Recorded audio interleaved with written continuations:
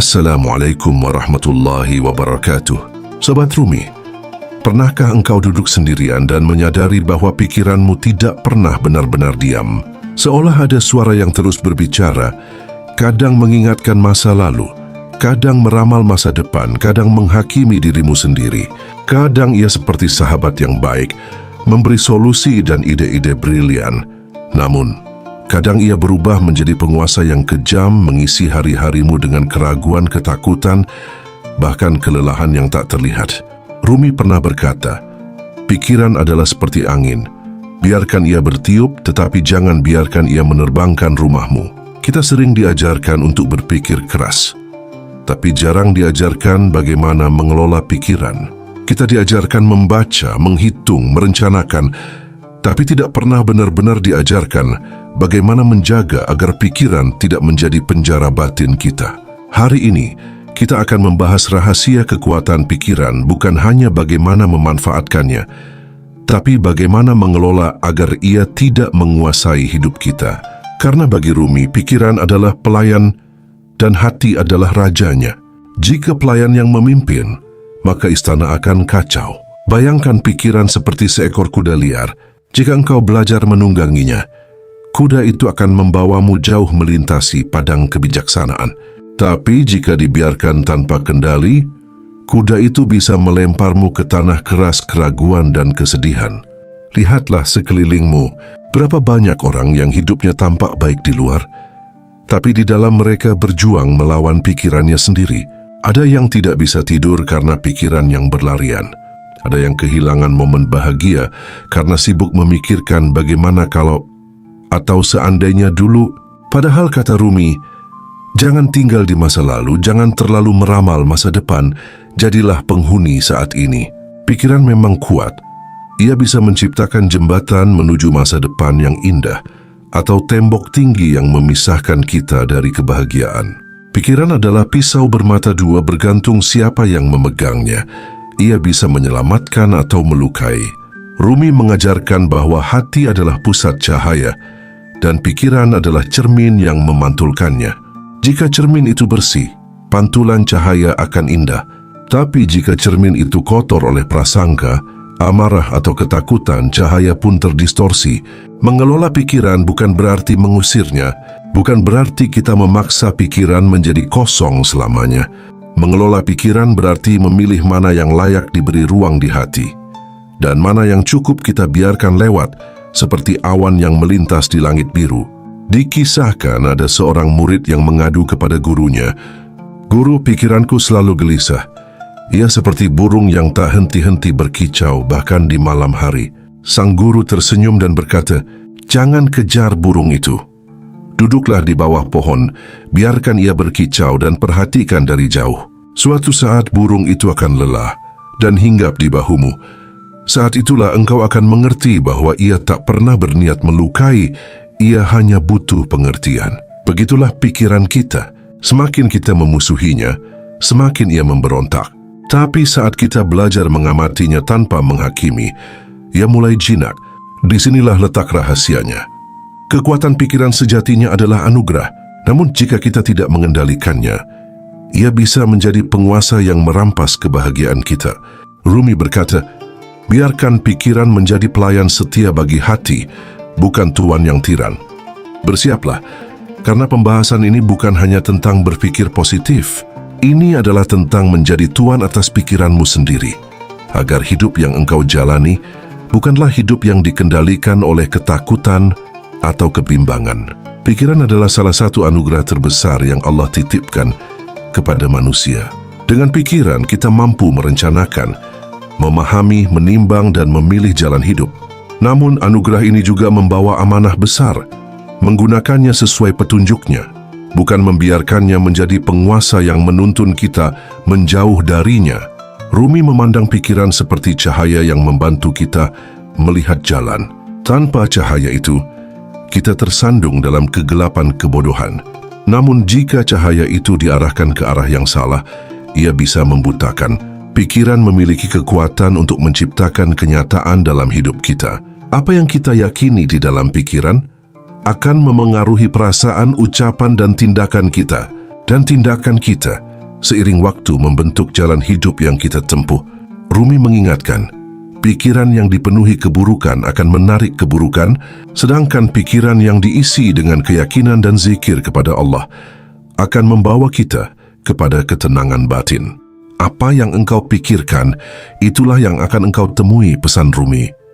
Jika pikiran selalu sibuk membayangkan kegagalan, ketakutan dan prasangka, maka hati pun menjadi gelap dan langkah menjadi berat.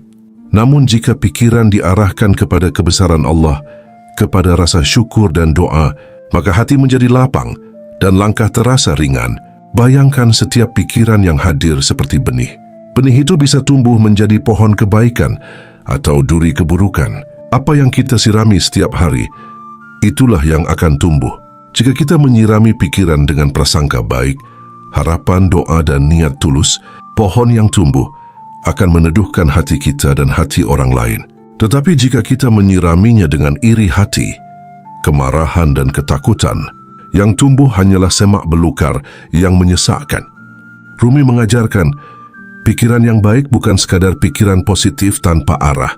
Pikiran yang baik adalah pikiran yang selalu berakar pada kesadaran bahwa Allah adalah tujuan dan segala sesuatu hanyalah jalan menujunya. Pikiran bukanlah pusat dari segala sesuatu. Hati yang terhubung dengan Allah adalah pusatnya, sedangkan pikiran adalah alat yang membantu hati menjalankan misi hidup. Masalah muncul ketika pikiran mengambil alih, menjadikan logika sebagai hakim tertinggi, lalu meragukan apa yang hati yakini dari cahaya Allah. Pikiran yang tidak diarahkan akan selalu mencari pegangan dari dunia. Ia ingin mengontrol segalanya, menghitung segala kemungkinan, hingga lupa bahwa ada kekuatan Allah yang mengatur setiap detik kehidupan. Rumi sering menekankan bahwa pikiran itu seperti ombak di permukaan laut. Ia bergerak, bergejolak, dan selalu berubah. Tetapi di bawah ombak itu, ada kedalaman samudera hati yang tenang, tempat cahaya Allah memancar tanpa gangguan. Jika kita hanya fokus pada ombak, kita akan selalu gelisah. Tapi jika kita menyelam ke kedalaman hati, kita akan menemukan ketenangan yang tak tergoyahkan oleh badai pikiran. Pikiran yang dikelola dengan kesadaran akan tunduk pada hati, dan hati yang terhubung dengan Allah akan menuntun pikiran menuju arah yang benar. Kekuatan pikiran adalah pedang bermata dua. Ia bisa menjadi alat untuk mendekat kepada Allah, atau menjadi jerat yang membuat kita semakin jauh darinya. Kuncinya adalah menyadari setiap pikiran yang datang, memilih mana yang layak kita pelihara, dan mana yang harus kita lepaskan dengan mengucap, Hasbunallahu wa ni'mal wakil. Rumi berkata, jadikan pikiranmu pelayan bagi hatimu yang mencintai Allah. Jangan biarkan ia menjadi penguasa yang menuntunmu kepada selainnya. Dan disinilah perjalanan kita berlanjut, dari memahami kekuatan pikiran menuju mengenali bahayanya ketika pikiran mulai menguasai hati. Sobat Rumi, pikiran yang diciptakan untuk menjadi pelayan bisa berubah menjadi penguasa yang tiran. Ketika pikiran menguasai hati, ia akan memaksa kita melihat dunia hanya dari kacamata logika sempit, memutus hubungan kita dari cahaya yang datang dari Allah. Saat itu terjadi, hati menjadi hampa, dan kita mulai kehilangan kemampuan untuk merasakan kedamaian yang sejati. Ada tanda-tanda ketika pikiran mulai mengambil alih. Pertama, overthinking yang melelahkan. Pikiran terus memutar kemungkinan, seolah semua hal harus dipikirkan sampai tuntas. Padahal tidak semua perlu diselesaikan di kepala. Kedua, kekhawatiran yang berlebihan. Pikiran membesar-besarkan masalah, membuat kita takut pada hal yang belum tentu terjadi. Ketiga, sulit hadir di saat ini. Kita sibuk menyesali masa lalu atau cemas pada masa depan, hingga melupakan nikmat yang Allah berikan hari ini. Yang keempat, hati yang terasa berat. Pikiran yang negatif membuat dada sesak, meski tidak ada yang benar-benar terjadi secara nyata. Kelima, ragu yang berlarut-larut. Pikiran memunculkan 1000 alasan untuk menunda, sehingga kita kehilangan kesempatan yang Allah hadirkan di depan mata. Jika dibiarkan, pikiran yang menguasai akan menutup pintu syukur, karena ia selalu mencari kekurangan, bukan kebaikan. Melemahkan doa, karena ia memaksa kita hanya percaya pada kemampuan sendiri. Menyiksa batin, karena ia tak pernah puas dengan keadaan yang ada. Menjadikan hati asing dari zikir, karena ia sibuk mengejar dunia. Rumi mengingatkan bahwa hati yang penuh dengan bisikan pikiran yang tak terarah tidak akan mampu mendengar bisikan lembut dari Allah. Bagaimana cahaya akan masuk jika pintu hati tertutup oleh kebisingan pikiran? Pikiran yang terlalu berkuasa membuat kita lupa bahwa hidup ini adalah amanah, bukan sekadar proyek pribadi. Ia membuat kita berlari tanpa arah, mengukur semua hal hanya dengan untung dan rugi dunia, tanpa bertanya, apakah itu mendekatkan atau menjauhkan dari Allah? Saat pikiran menjadi penguasa, ia akan menolak diam. Padahal diam adalah salah satu cara hati mendengar petunjuk. Ia akan memaksa kita mencari jawaban dari segala sesuatu, padahal tidak semua jawaban perlu ditemukan sekarang. Mengapa pikiran bisa menjadi penguasa? Karena kita memberinya kuasa tanpa sadar. Kita mengizinkan setiap pikiran yang muncul untuk dipercaya, padahal tidak semua pikiran adalah kebenaran.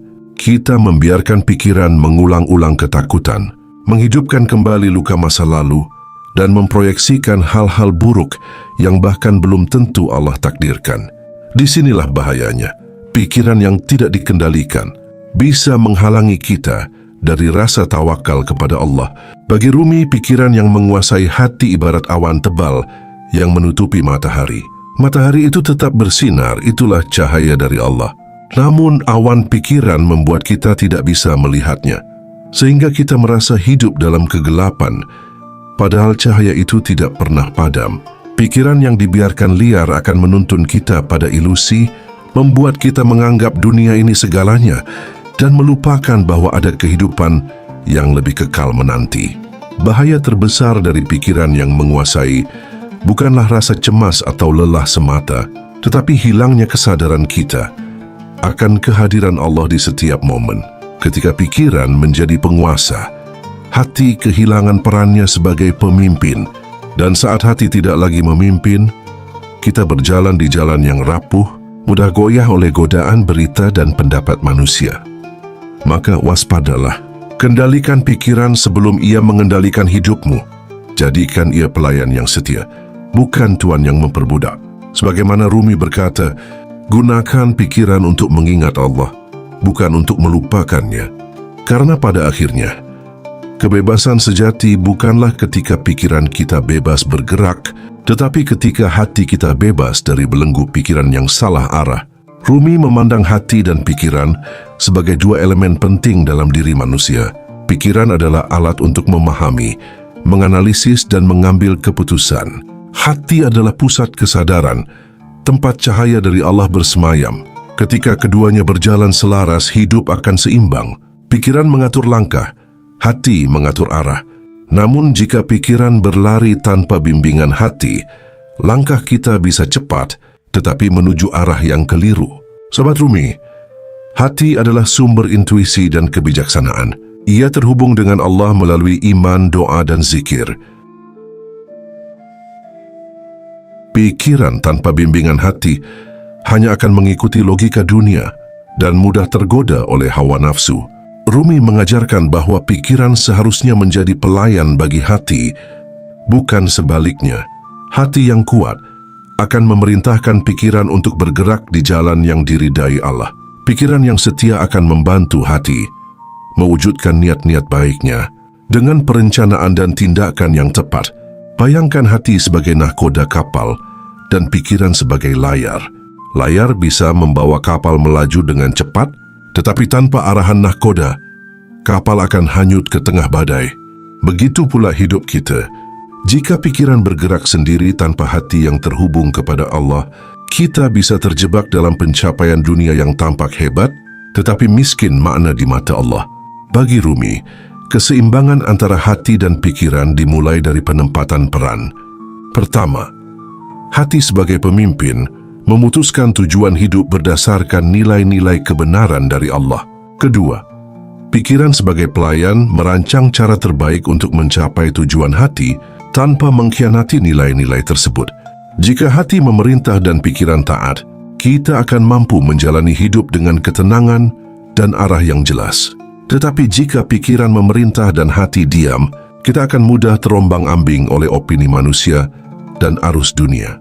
Rumi menekankan bahwa hati yang bersih akan memancarkan cahaya, dan cahaya itu akan menuntun pikiran untuk memilih jalan yang benar. Namun jika hati tertutup oleh sifat iri, sombong atau cinta dunia, cahaya itu meredup dan pikiran pun kehilangan arah. Itulah mengapa membersihkan hati adalah langkah pertama sebelum melatih pikiran. Karena pikiran hanya akan sebaik hati yang membimbingnya. Hati memiliki bahasa yang tidak dimengerti oleh pikiran. Bahasa doa, bahasa rasa syukur, bahasa sabar. Pikiran bisa memahami kata, tetapi hati memahami getaran yang menghubungkan kita dengan Allah. Ketika hati dan pikiran bersatu dalam zikir, pikiran menjadi jernih, hati menjadi damai. Keputusan yang diambil bukan hanya cerdas secara logika, tetapi juga tepat di mata Allah. Hubungan hati dan pikiran menurut Rumi bukanlah persaingan, melainkan kerjasama dengan peran yang jelas. Hati memimpin, pikiran mengikuti. Hati terhubung dengan Allah. Pikiran membantu melaksanakan perintahnya. Sebagaimana pesan Rumi, biarkan hatimu menjadi kompas dan pikiranmu menjadi peta.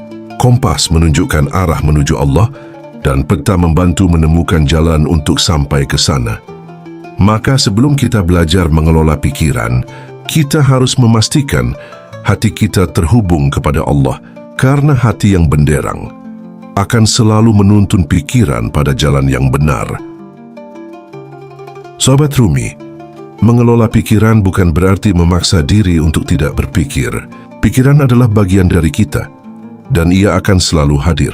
Namun kita bisa mengatur arah dan kekuatannya agar ia menjadi jalan menuju ridha Allah, bukan penghalang antara kita dengannya. Rumi mengajarkan beberapa langkah yang lembut namun memiliki kekuatan besar jika dilakukan dengan kesadaran. Pertama, sadari arus pikiran. Langkah pertama adalah menyadari. Jangan biarkan pikiran datang dan pergi tanpa kita sadar apa isinya. Setiap kali muncul pikiran, tanyakan pada diri, apakah ini membawa aku mendekat kepada Allah atau menjauh? Kesadaran ini akan membuat kita berhenti, otomatis percaya pada semua yang pikiran bisikkan. Tidak semua pikiran adalah kebenaran. Sebagian hanyalah bayangan yang dibentuk oleh rasa takut atau keinginan yang berlebihan. Kedua, hadir di saat ini. Pikiran sering mengajak kita tinggal di masa lalu atau mengembara ke masa depan. Padahal kehidupan hanya berlangsung di satu tempat, saat ini.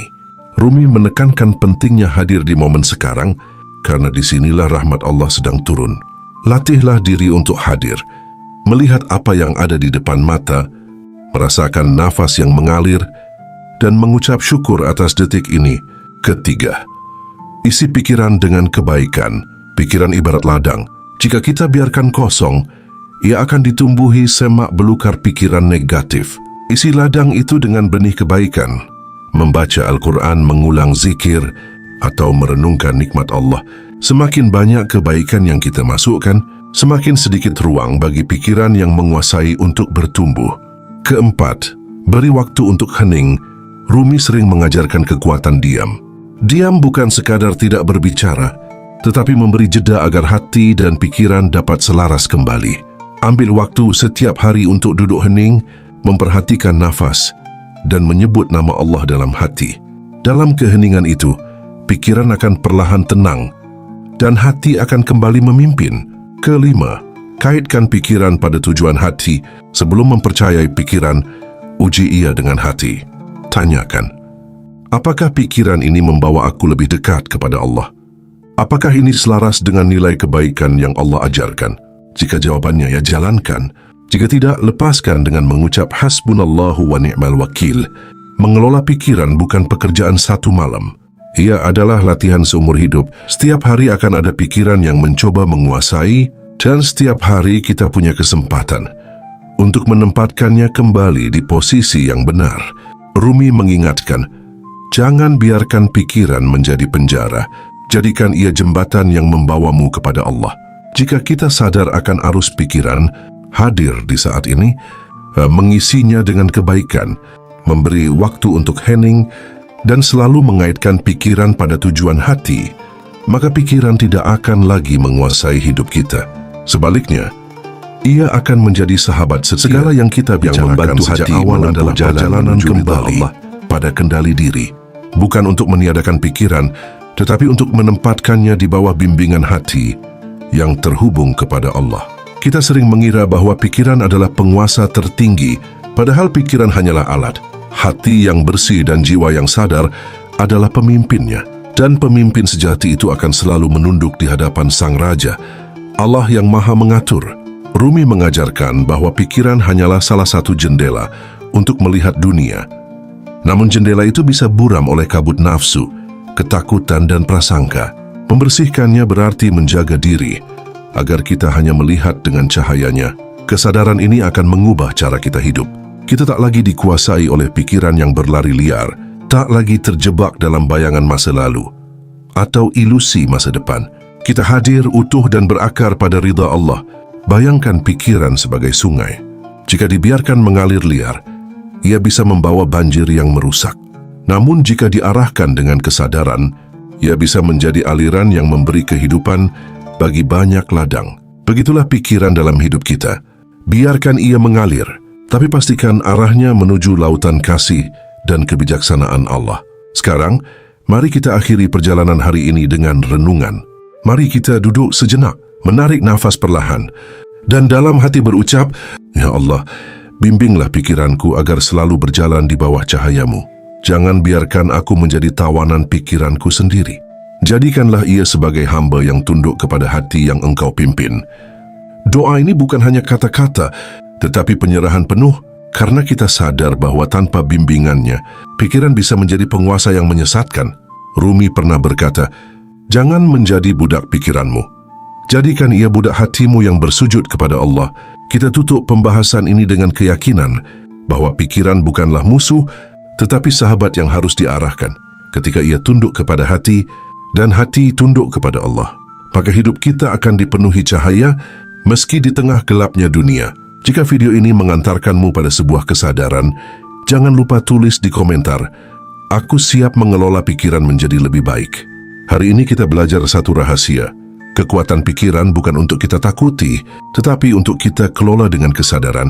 Dan kesadaran tertinggi itu adalah menyadari bahwa kita ini hamba yang hanya akan menemukan damai ketika tunduk sepenuhnya kepada Allah.